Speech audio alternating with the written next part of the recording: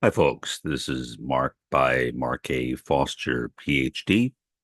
for the Institute for Dialectical Metarealism. Let's get rolling. It's now about 5, 6 a.m., something like that here. I woke up at around midnight after having slept most of the day. And so I missed the story about what was happening with Israel, the Zionist entity, and uh, and Iran. I guess until this particular strike was almost over. Now, I came across a story after going to news.google.com, which I usually do, to get a broad overview of what's been happening from the standpoint of the quote unquote mainstream media. And one story said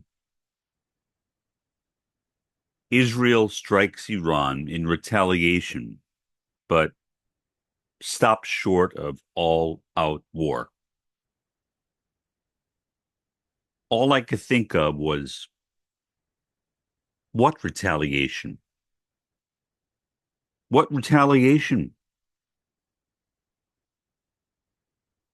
The Zionist entity started it. Iran has tried to strike back. It has failed. Iran's proxy, Hezbollah,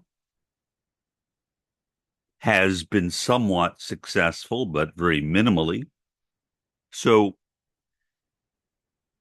what is Israel striking back for? No, Israel is not striking back. Israel is striking. Why can't the media get it right? Or maybe they don't want to get it right. Maybe they too are supporters of the Zionist entity and what the Zionist entity is doing. I don't know. I can't get inside their heads, know what I want to.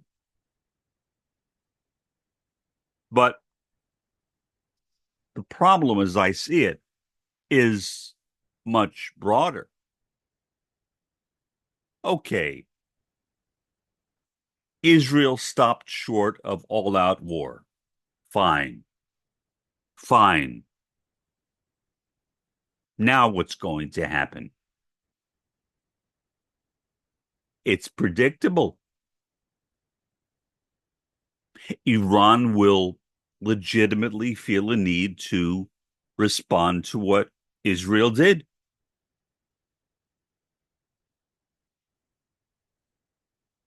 And then Israel will strike back again. So, why is that not an all out war? And as one media source pointed out, what happens if a stray Iranian missile hits a U.S. Air Force carrier or naval carrier? What happens then?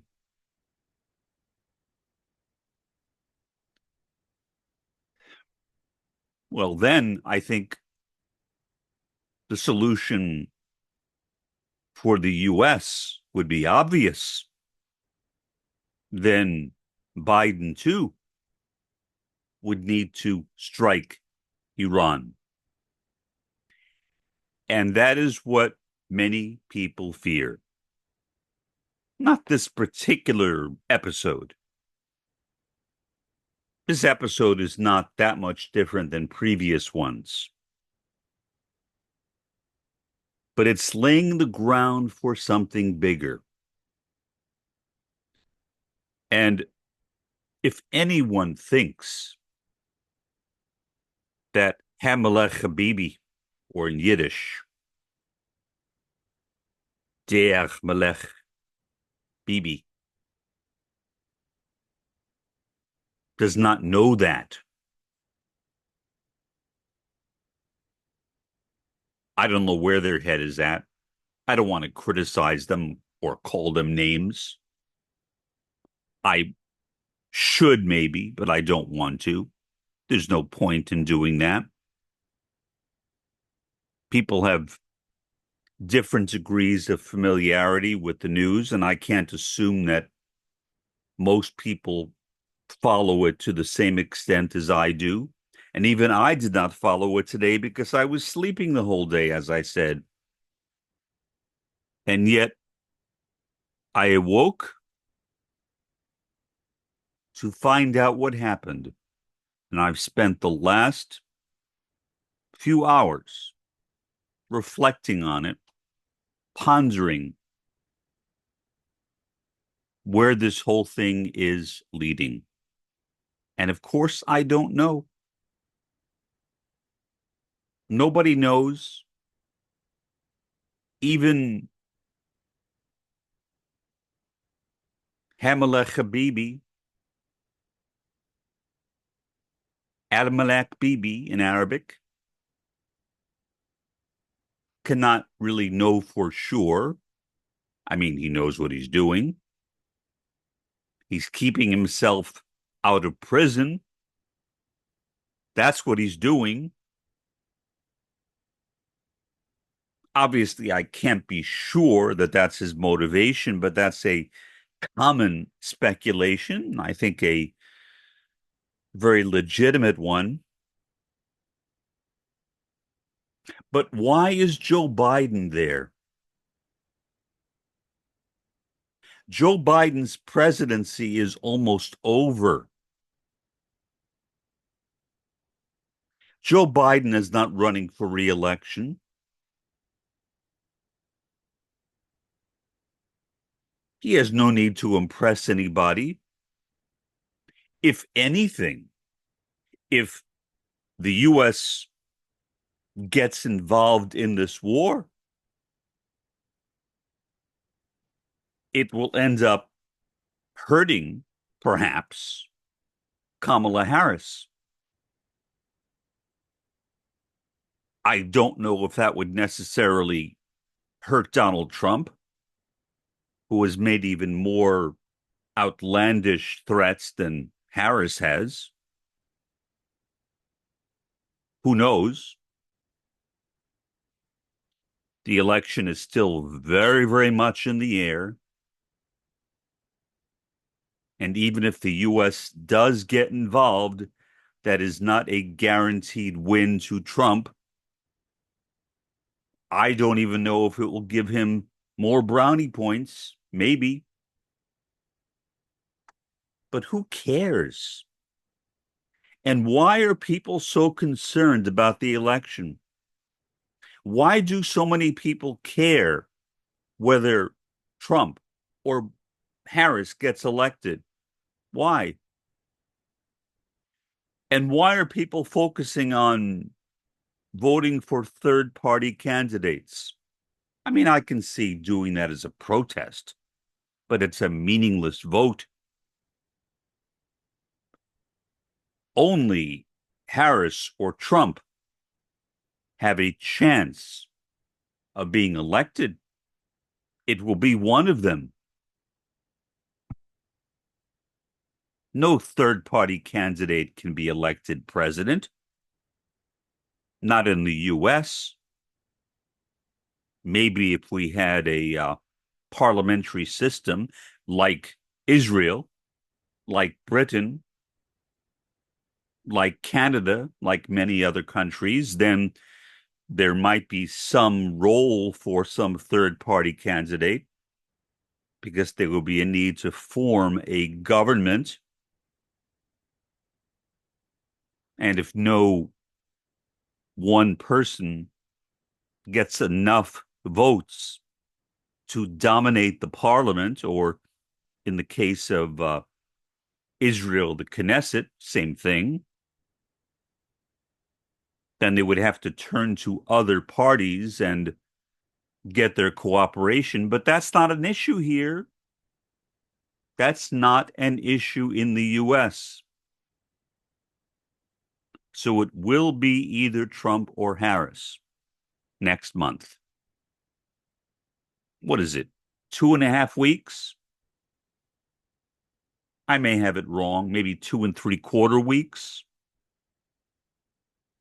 The election is days away. But does it matter who wins again, again, again? No. No. Who cares? Who gives a damn? Well, some people do. Why, I don't know. I guess their priorities are different than mine. Maybe they're focusing mostly on domestic issues. I could care less about domestic issues because domestic issues concern the interests of the United States. And I'm not interested in improving the situation of the United States. That doesn't mean I'm self-destructive as an American citizen, but when these horrendous things are happening in Greater West Asia, perpetrated not only by King Bibi, but also by good old Uncle Joe, why is there even a consideration of domestic issues? They really don't matter. We may, and I, of course, don't know this. I have no special clairvoyant abilities. I'm not a prognosticator. I'm not a precognitive. I'm not a prophet.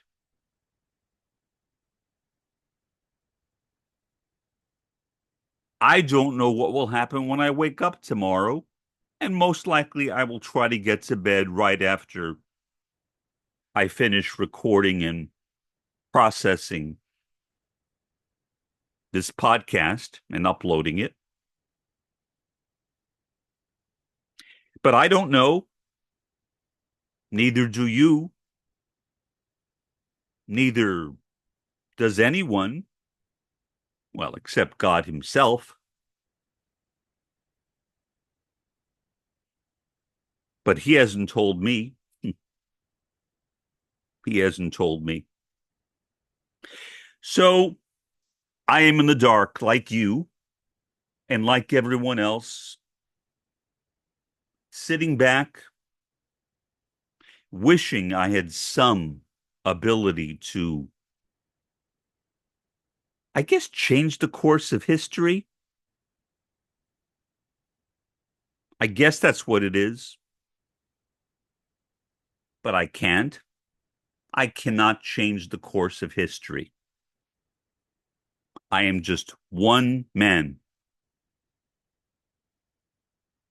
And a very powerless man, a retired professor, sitting in the borderlands of the United States and Mexico. A very corrupt area, medically, politically, and who are the victims? Primarily Mexicans and Mexican Americans. So when I look at the world right now, I don't care that much about what happens here in the US. I don't. The U.S. is bringing this thing upon itself. The entire Congress supports what Bibi is doing. The entire Congress supports what Biden is doing. I haven't heard a single complaint from the GOP about Biden. I'm sure there have been some, but if there have been,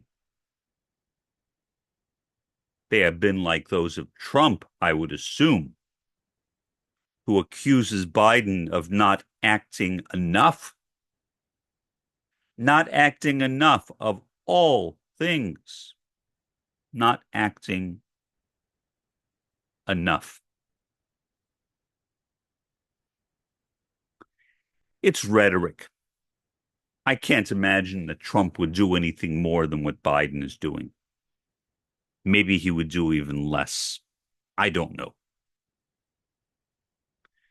Biden, I think, is genuinely, however sadly, a Zionist. Trump is an opportunist. He doesn't care about Israel.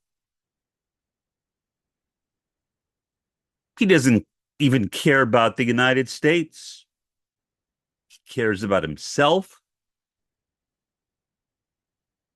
and whether he will be elected and get power once again. That's what Trump cares about. So in that situation, I think it's probably more likely that a Kamala Harris will support King Bibi than a Donald Trump. But I don't know that. Either way, Bibi will get his money from the U.S. Any U.S. president who does not give money to Israel would be impeached. And in my opinion, that impeachment would be bipartisan. There would, I think, also be a conviction which I think would also be bipartisan. So anyone who is in the White House knows that they have no choice whatsoever but to support the Zionist entity. Israel calls the shots, not the U.S. The most powerful country in the world right now is not the United States. The most powerful country in the world right now is Israel. Because Israel tells the U.S. what to do, and the U.S. says when and how much money. And that's it. That is it. So I make this podcast just a short time after hearing about the events in the Middle East and West Asia. After reflecting on it, as I said, and after reading that headline, which said stop short of all-out war, which is an absurd statement, because this is already an all-out war against Iran, against Gaza, against the West Bank, and against Hezbollah in Lebanon. And who knows where next? maybe more in Syria. Jordan, less likely, I think, because of the association between Israel and Jordan, but you never know. You never know, especially with Benjamin Netanyahu, you never know what will happen. But nonetheless, here we are. Here we stand at what, to me, is one of the most, if not the most, momentous times in history. Not only American history, world history, because this situation, even though it is being performed by the US and Israel, will have global implications. Well, it's already having global implications. But those implications will only get worse, not better. And so I'm concerned. And part of that concern is for my friends, people I know who do not want this war or these wars, plural. Part of it is for other people I know here in the US. I don't know anybody who lives in Israel. Never have. I've met people from Israel briefly. I don't know them. Remember one occasion, met this guy from Israel. I don't know anything about Israel. I don't know what an Israeli accent is. Is there even a single Israeli accent? I have no idea. That's how little I know about the place. And the guy spoke to me, and I asked him what country he was from. He got angry at me, really angry at me. I don't think he knew that my background was Jewish, but he might have gotten angry at me anyway. And he said, "Don't you know you B word that I'm from Israel?" And I said, "No. If I knew, I wouldn't have asked you the question." Guy gave me a dirty look and walked away.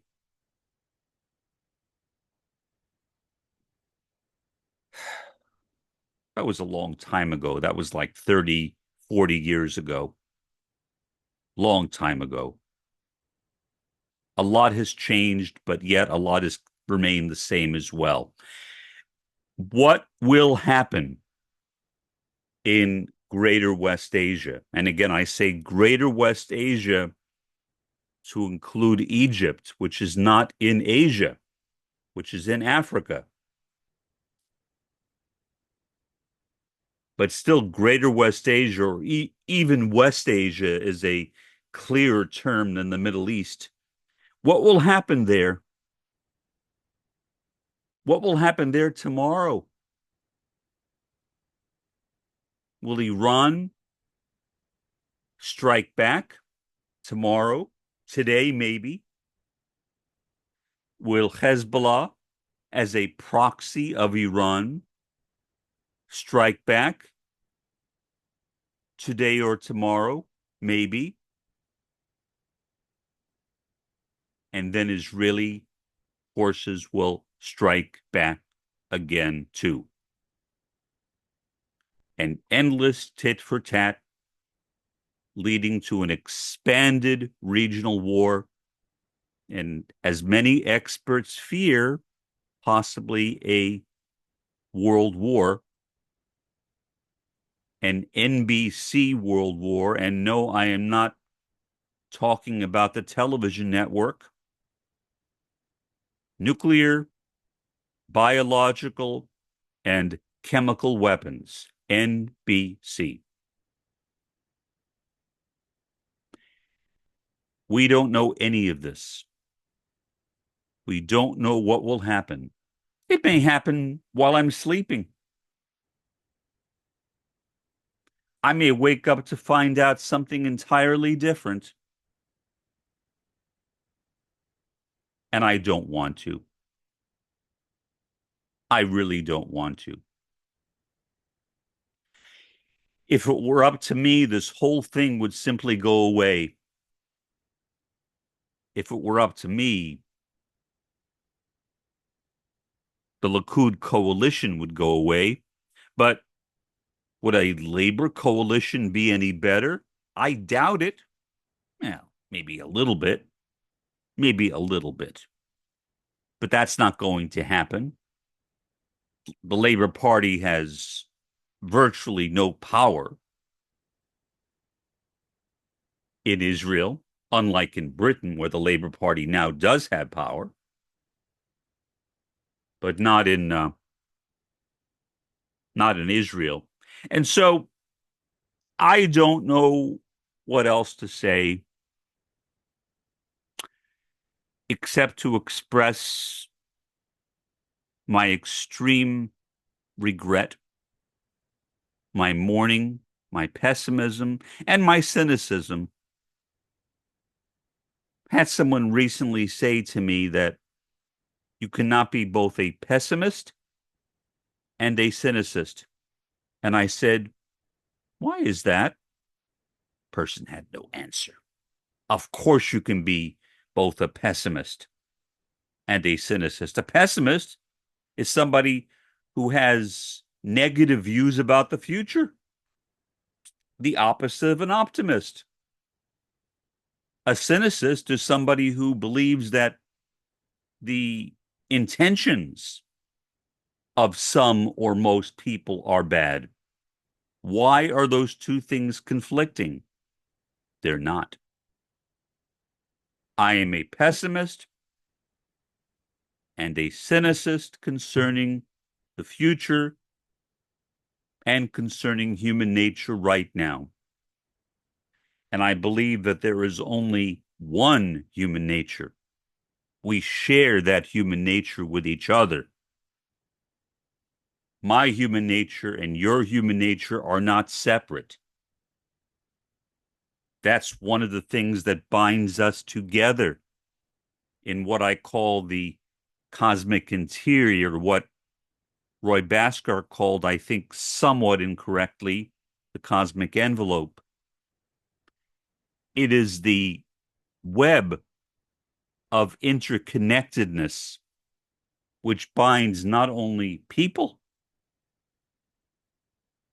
but plants, minerals, and animals together. We are all interconnected, and we are all affected by what is happening right now, whether it's in Greater West Asia or whether it is in Ukraine and Russia. For the time being, this has been Mark by Mark A. Foster, Ph.D.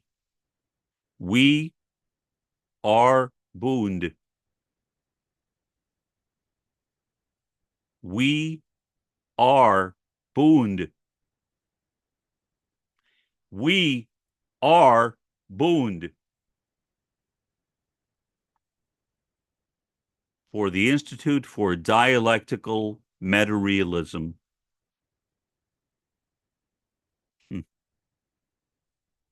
Have a pleasant day, I guess, whatever that pleasant day might be. And if you can, if you are able,